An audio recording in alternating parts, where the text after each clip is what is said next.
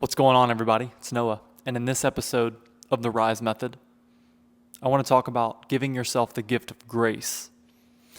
And when I say grace, I'm referring to self-compassion, because self-compassion is a powerful, powerful tool that will help you to gain a sense of emotional regulation, to reduce feeling overwhelmed by your emotions, by your experience, and then reducing that overwhelm, and then maintaining a sense of emotional regulation.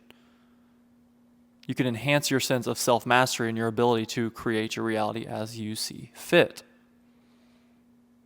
Now, we've referenced this before, the quote from Albert Einstein that you cannot solve a problem with the same level of mind that created it.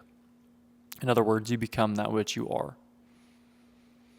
So when you are operating from a place of self-condemnation and continual self-doubt and self-criticism, you're going to just perpetuate more of that criticism, of that doubt, and more of the situations that create stress and worry and overwhelm as a result of that self-doubt, that self-criticism.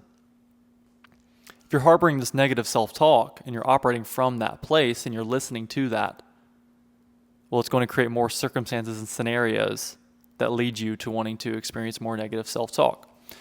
It is a psycho-cybernetic loop. The term psycho-cybernetics is derived from Maxwell Maltz.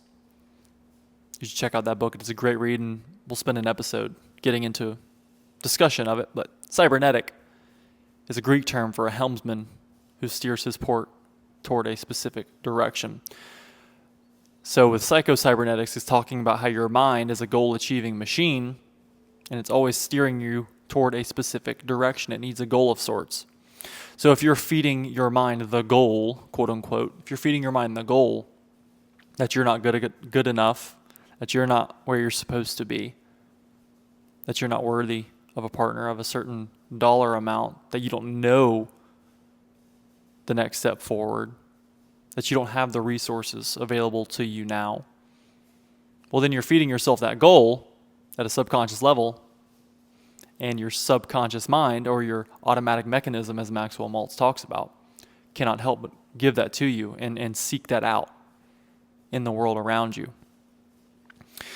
So to bring this back to self-compassion, if you're beating up on yourself for maybe something you could have done better in the past, you look back now and you think, I could have done this better.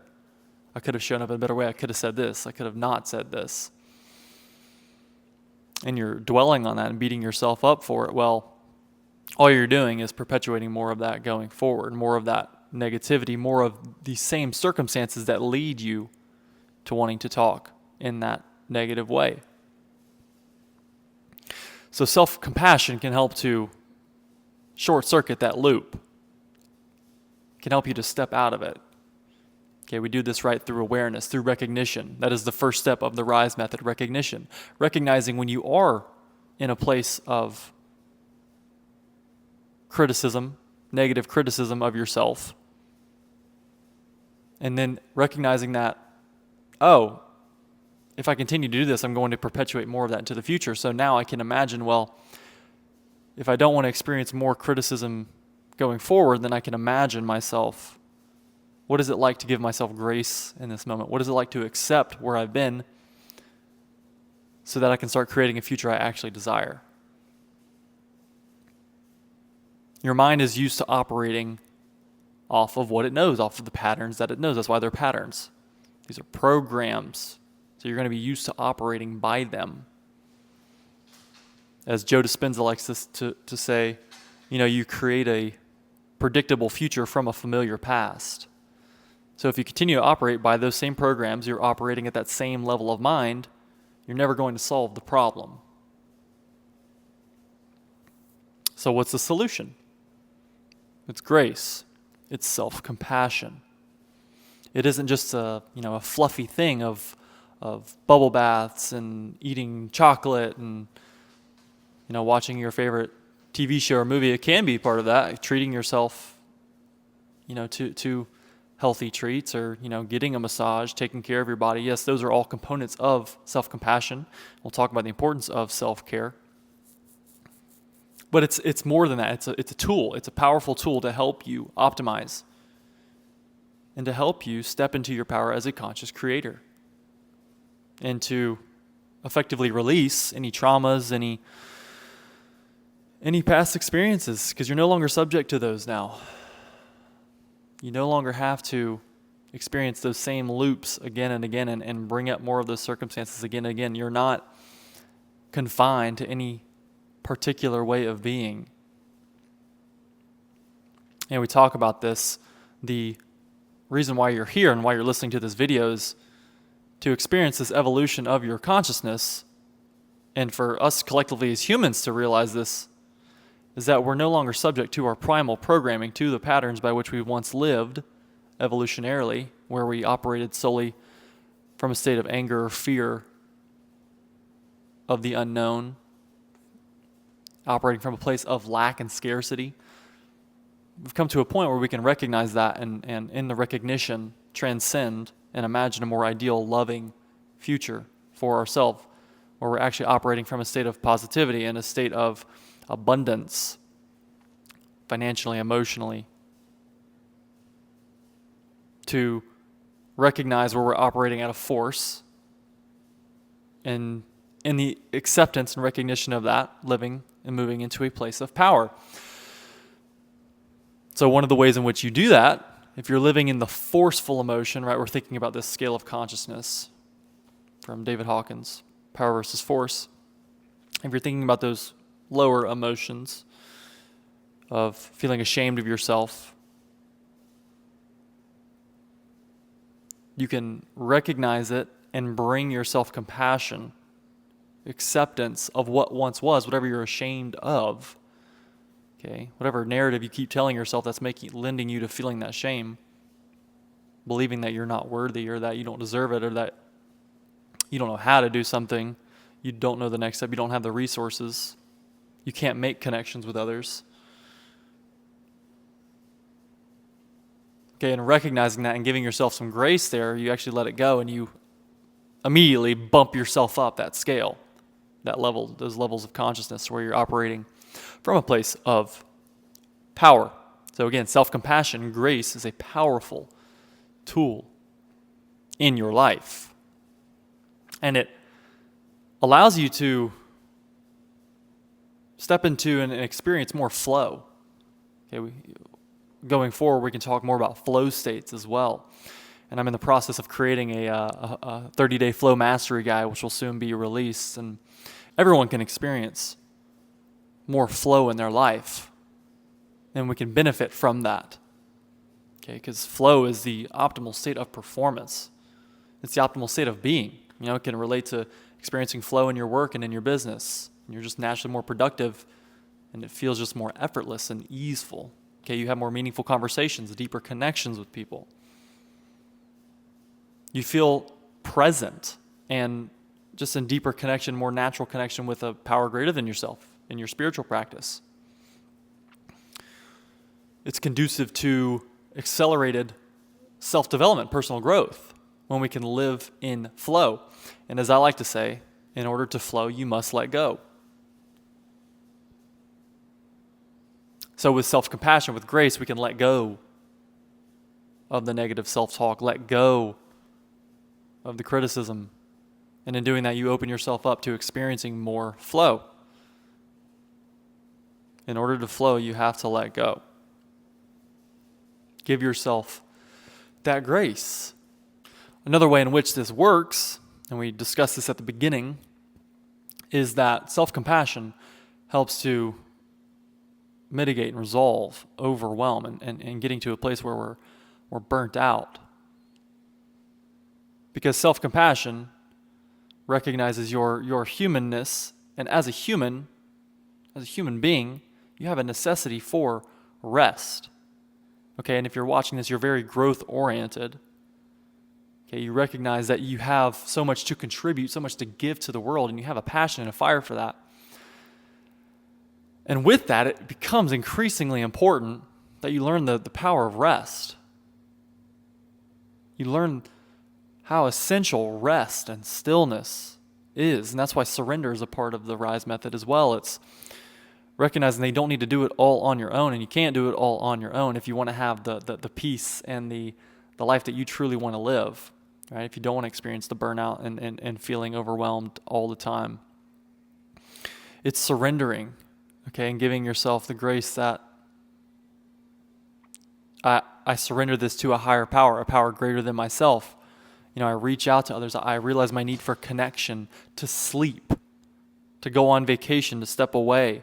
Because actually in doing that, okay, instead of constantly putting your nose to the grindstone and just exhausting your creative capacities, when you actually give yourself grace and self-compassion, you free up so much energy. You free up so much of your energy. You let this currency of energy flow through you because you're not holding on anymore to the idea that you need to work harder, that you need to do more. Give yourself some grace. Allow yourself to rest. And in doing that, creative breakthroughs come to you. You gain inspiration. You take inspired action. And in taking inspired action, okay, that's akin to a flow state. And in being in a flow state, you accelerate your productivity. You 10x your productivity. Don't quote me on that. I can't cite research saying that you actually 10x your productivity. But maybe 3x, 4x.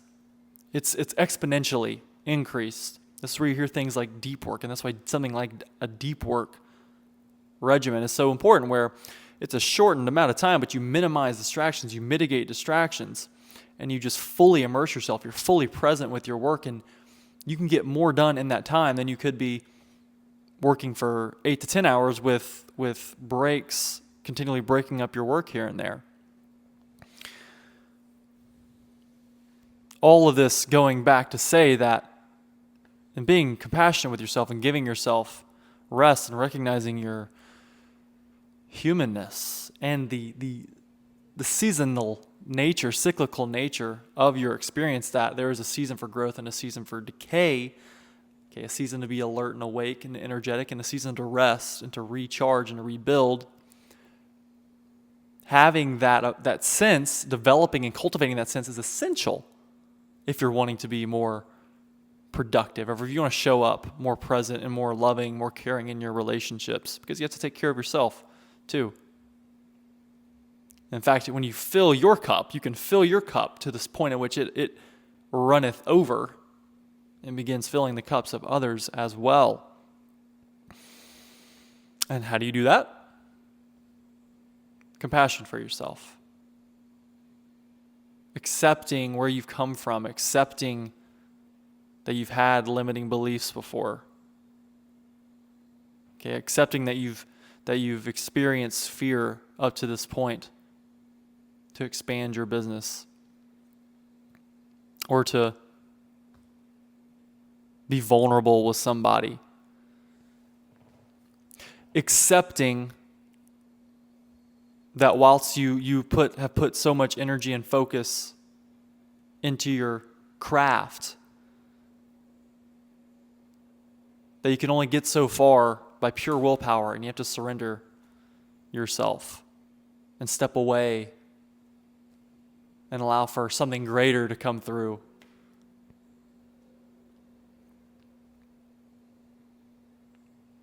Grace is a gift. Grace is a tool. Self-compassion is a powerful, powerful tool. It's transformative. And implement self-compassion in your life and just notice. I want to know how this impacts you. Leave comments below talking about how grace and self-compassion has impacted your life. What you've noticed in your work and your relationships and healing from traumas. So, thank you so much for being here. If you like this content, if you like what you're hearing, leave a comment below. Hit the subscribe button. Hit the like button. You can check out the links in the description for additional resources. You have a free RISE guide. It takes you through the 4-step process of subconscious reprogramming, of recognition, imagination, surrender, and embodiment. We've talked about that today, and we'll continue to talk about that because that's the pinnacle of this work. And that's the means by which this work comes about, is through that fourfold process. So check out the free guide below for that. There's also a comprehensive holistic lifestyle guide premised on the 5 elements of air, water, earth, fire, ether. You can check that out. Be sure to follow me on Instagram as well. And leave any comments and questions, please. Love to get back to interact with you. But until next time, give yourself some grace. Give yourself that gift and see what happens. See how much better, see how much lighter you feel, how much energy you feel returning to you when you afford yourself that space, that ability to be present and recognize that you're no longer defined by your past. You are a new creation through the renewal of your mind. Sending you so much love, so much gratitude. Thank you so much. Until next time, let's rise.